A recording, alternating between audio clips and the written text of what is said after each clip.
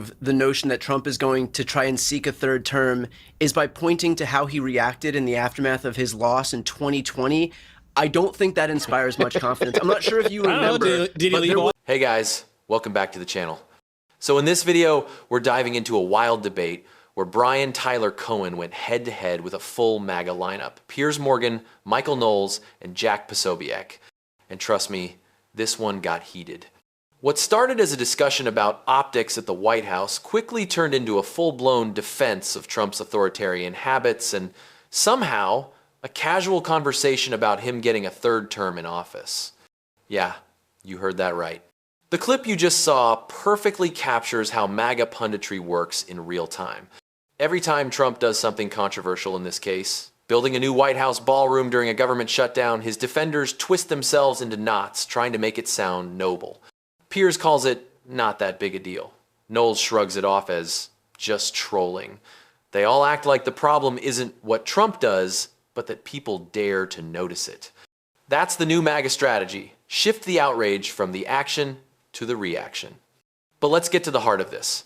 When Trump jokes about a third term, that's not trolling, that's testing the water. Authoritarians always start with hypotheticals. They float a comment, see who laughs, and take note of who stays quiet. Remember when he first said he'd deserve more than 2 terms? The crowd cheered, and suddenly the joke wasn't a joke anymore. It's the same playbook he's been running for years: break a norm, call it humor, then repeat it until it sounds normal. What's worse is watching people like Piers Morgan, who once branded himself as a journalist, treat all this like sport. He says Trump is winding up the left successfully, as if trolling half the country is a sign of strength. But there's nothing clever about feeding division for entertainment. Leaders don't mock the rule of law, they uphold it. The fact that Trump's allies find joy in the idea of him not leaving power tells you exactly how unserious they've become about democracy itself. And Brian Tyler Cohen called it out perfectly in that panel. This isn't about optics, it's about intent.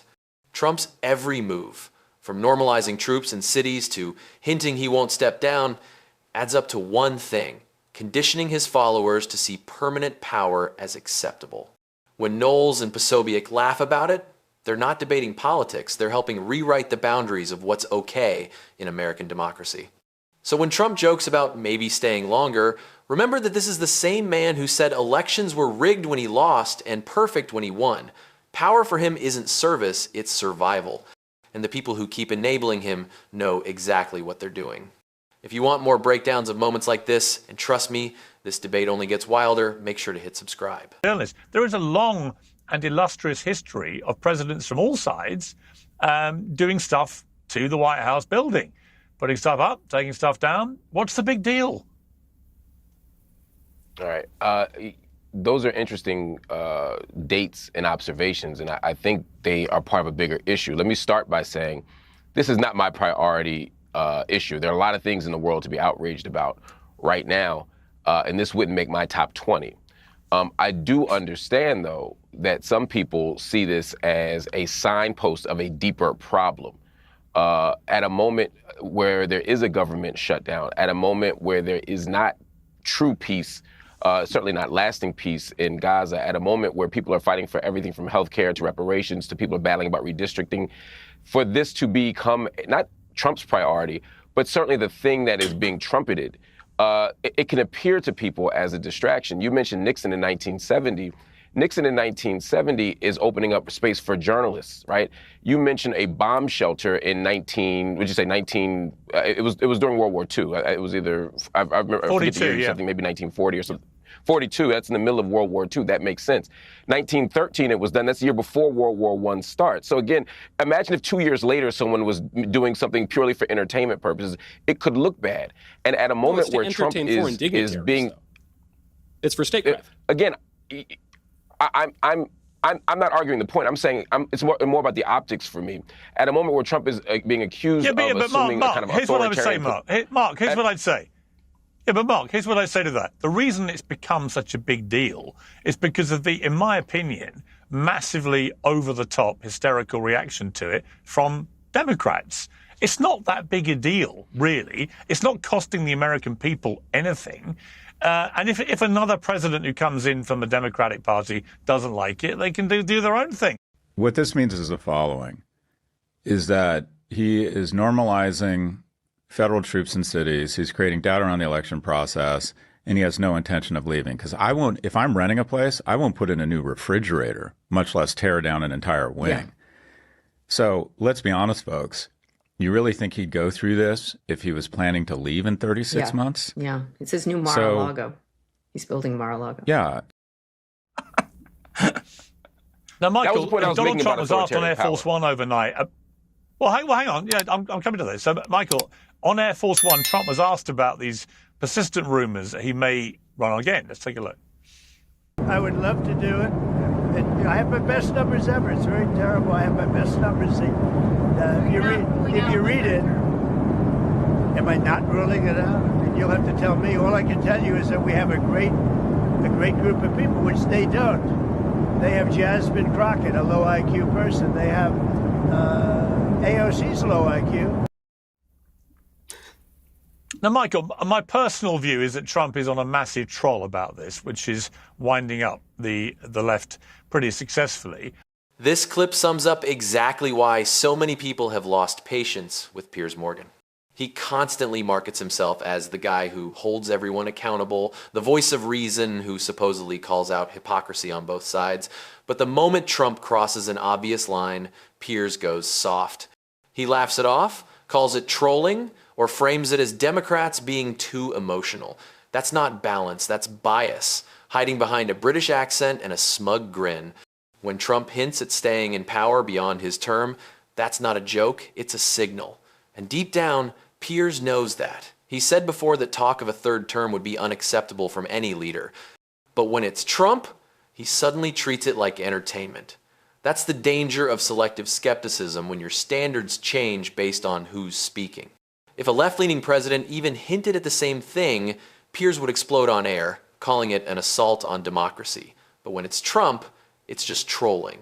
This double standard is why so many people don't buy his neutrality act. He wants to look like the cool-headed referee, but in practice, he only throws flags when it benefits the right. When Trump mocks, threatens, or undermines democratic norms, Piers gives it the both sides treatment, as if authoritarianism is just another valid opinion. And that's the real issue, not just with Piers, but with a whole generation of pundits who mistake appeasement for objectivity. Being neutral doesn't mean refusing to call out bad behavior, it means applying the same principles to everyone. When you can't do that, you're not balanced, you're complicit. If you're tired of that kind of fake neutrality and want commentary that actually calls out hypocrisy wherever it shows up, make sure to subscribe. I don't actually think he has any intention to run again. However, I don't know for sure. Would you see that if he did actually try and run again? Or there's even this kind of weird conspiracy theory that he may let J.D. Vance run and act as his vice president, then Vance just surrenders authority to his vice president, who's Donald Trump. Knowing Donald Trump, the idea he would do anything that involves the word vice is unthinkable, and he's already ruled that out as a mad idea. But would you think that if he was to try and run again, that to me would be a step too far? That's way more significant and serious, I would say, than an argument about a ballroom. Trump's second term thus far has been good enough that I would cheer if, we could have Caesar Augustus, Donaldus Trump. But it's not going to happen because it's prohibited by the 22nd Amendment. Even the idea of his becoming vice president, it wouldn't work. The 22nd Amendment prohibits that. Now, it's worth pointing out, no less a conservative than Ronald Reagan campaigned at the end of his second term and after he left office before Alzheimer's disease to overturn the 22nd Amendment. So there's a longstanding American tradition that that there is a term limit and it's at the ballot box. And the only one who ever abused that was the Democrat Franklin Roosevelt, who became the American monarch. But all of that is kind of beside the point because we have a data point here. These Democrats who are wailing about Trump never leaving office because he wants to make some improvements to the White House at private expense, they seem to have forgotten that we already tested this in 2020 after Democrats had changed all the election rules, in some cases unconstitutionally. Even amid all of that, Donald Trump left office. And then people missed him so much that they invited him back. So maybe in the meantime, once he leaves and J.D. Vance is president, maybe we can finally fulfill Reagan's dream, get rid of the 22nd Amendment, and then we can get Trump to a non-consecutive third term. Brian, I want to play a clip from Steve Bannon. Wait, obviously, can I, being very Piers, close can to I Trump answer over that the real? years. Can I Well, say something just about that let me real play the clip from Bannon, then you can. Hang on a second. I'll play the clip from Bannon. It's on the same theme. Then you can respond. Let's take a look. You need a third term in order to see that job through. Well, he's going to get a third term. So Trump 28, Trump is going to be president in 28, and people just ought to get accommodated with that. So what about the 22nd Amendment? There's many different alternatives. At the appropriate time, we'll lay out what the plan is. But there's a plan, and President Trump will be the president in 28. Brian, your response. So first of all, Michael, if the way that you're going to disprove the notion that Trump is going to try and seek a third term is by pointing to how he reacted in the aftermath of his loss in 2020, I don't think that inspires much. Watching him sneer and smirk while spreading misinformation says everything about MAGA's media strategy. Confidence over truth, projection over integrity. Jennings isn't debating in good faith. He's auditioning for applause from the right-wing bubble. And when faced with facts, he does what every MAGA propagandist does. Talks louder, gets smugger, and hopes viewers don't notice the contradictions piling up behind him. What makes it worse is how easily these lies stick. Jennings knows repetition creates belief, say it enough times, and people start accepting it as fact. That's why MAGA media leans on the same narratives. Immigrants stealing benefits, voter fraud everywhere, Democrats destroying America. It's not an argument, it's a strategy of emotional manipulation. And unless voices like Karen's keep pushing back, misinformation becomes the default reality for millions of people just trying to make sense of the news. So next time you see Jennings on a panel, remember that smirk isn't confidence, it's deflection. It's the mask of a pundit who knows he's selling a story, not telling the truth. If you're tired of that kind of political performance, if you believe facts still matter, make sure to subscribe and keep supporting commentary that calls out the spin for what it is. Oh, wow. So hold on. There was a big insurrection and a coup d'etat. So, Brian, let me just ask you, did Trump leave office or not?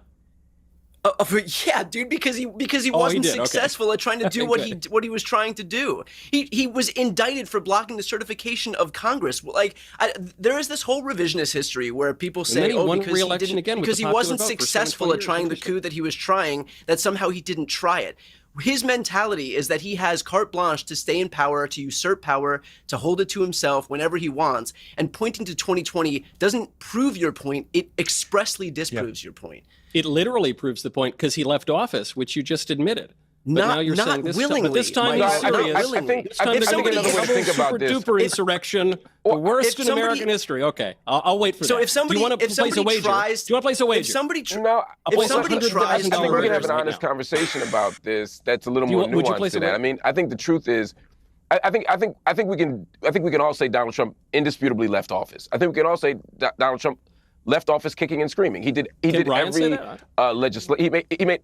No, I'm trying to advance the conversation so we don't just have a dogfight the whole time. I'm saying, yeah, there was a fight. Yes, there was resistance. Some of it was legal. Some of it was extra legal. Some of it was flat out illegal. Some of it was nonviolent. Some of it was violent. Some of it wasn't directly from Trump. Some of it was from his support. We get that. But the point here is that Trump did not want to leave office and did everything he could to not leave office, and still doesn't really believe, or at least doesn't state publicly, that he lost the election. And so based on that logic, it's not unreasonable to think that Donald Trump would resist again.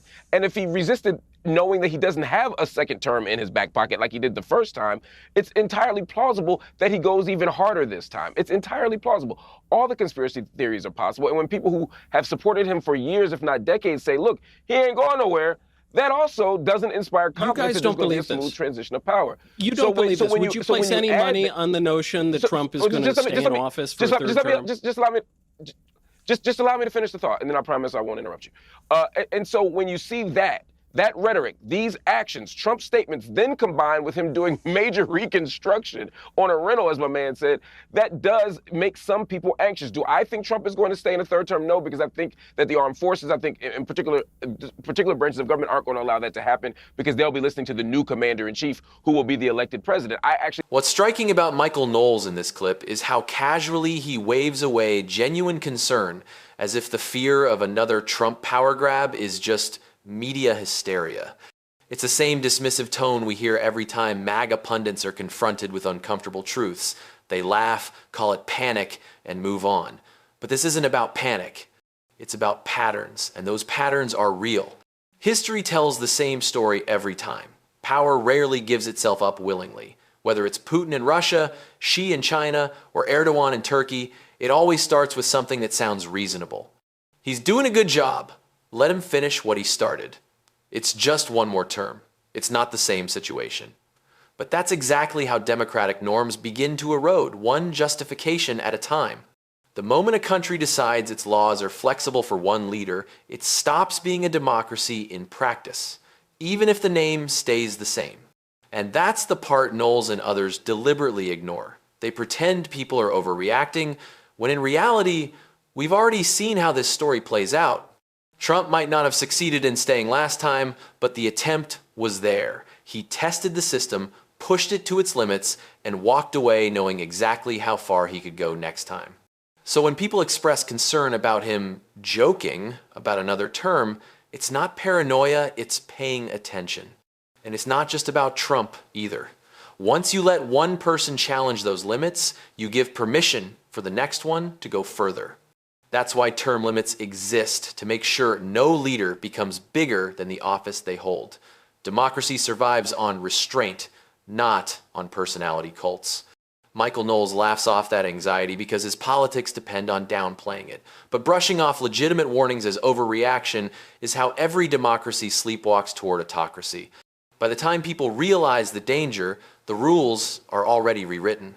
So the real question isn't whether Trump can stay longer, it's whether people like Knowles will keep pretending it doesn't matter until it's too late. What do you guys think? Do you believe concerns like these are valid, or do you think people are overreacting? Let me know in the comments, and if you want to keep unpacking conversations like this one, make sure to hit that subscribe button.